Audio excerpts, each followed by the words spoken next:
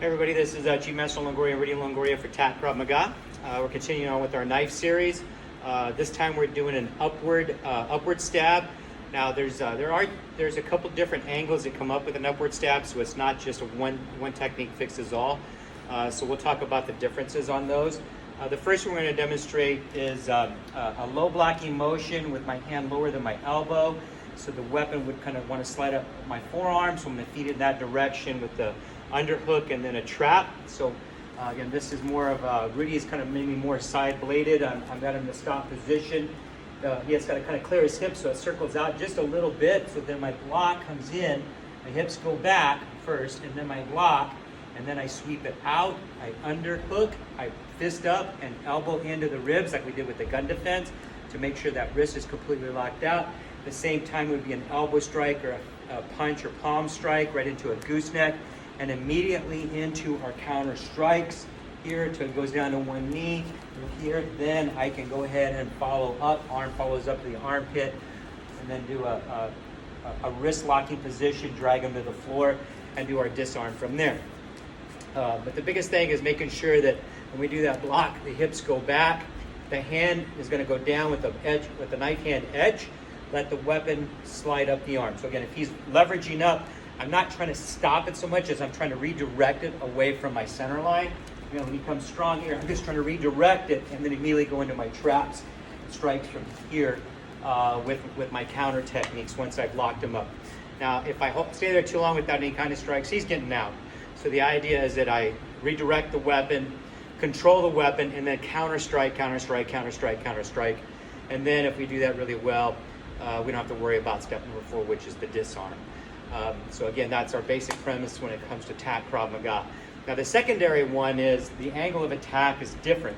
This last one, because of Rudy's bladed position, he comes more around his hip to come up into the stab. So so if you notice, this is my center line here, and he wants to come up my center line, but he can't come, he has to kind of come up and into the center line. That allows me to get that low block position. On this next one, he'll be more in a squared off position so that he can come right up the middle.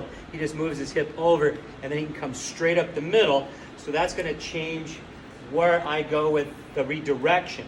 The block and the defense is still the same, but because of the angle of attack, it's going to change how I block. And I'll explain that here in a second. We'll go slow.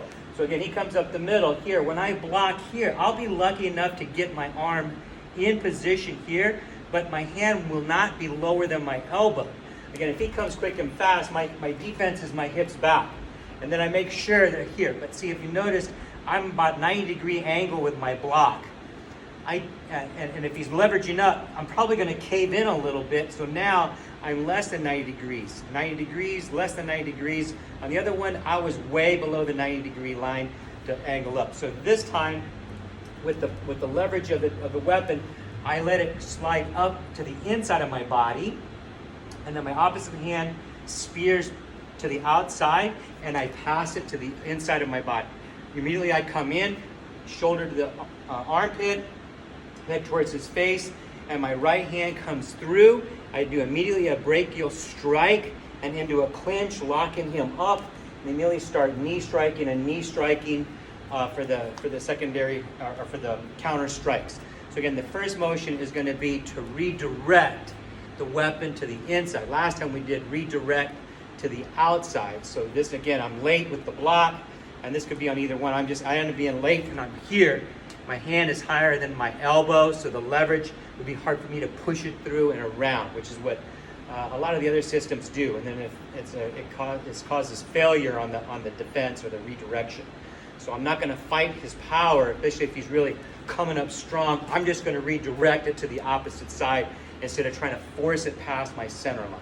And again, if he comes faster on this motion here, I'm just in this motion here, stopping for a split second and immediately redirecting. Immediately I come in, and it's a hard strike with this right ridge hand to the brachial line, immediately clamp, and I go palm to palm, no thumbs, hook in, pinch in, my head to his head, elbows pinch together, and immediately start knee striking until he starts to double over.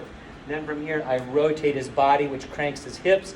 And then from that position there, it's a sweep and a straight takedown. You can't really do this with your partners because there's no soft landing, and the goal would be to crunch your attacker. So if I just drive straight down, remember his arm's in this up position, he's here, he's gonna go down on that side, and I'm gonna drive my shoulder into his ribs, which is probably gonna crack his clavicle. If he happens to reach for the floor with the other hand, he's gonna end up popping his shoulder as well. So it's a good, strong finishing technique. That would end up being the disarm. So again, we have the two different angles of defense on the upward stab. One is I'm early with the technique. Then I see it come in, so I block low, sweep it to the outside, trapping, coming in with my counter strikes from there. And the next one, it's a little closer. I'm late here, so I blade to the inside, striking, and then coming in with my counter strikes from there.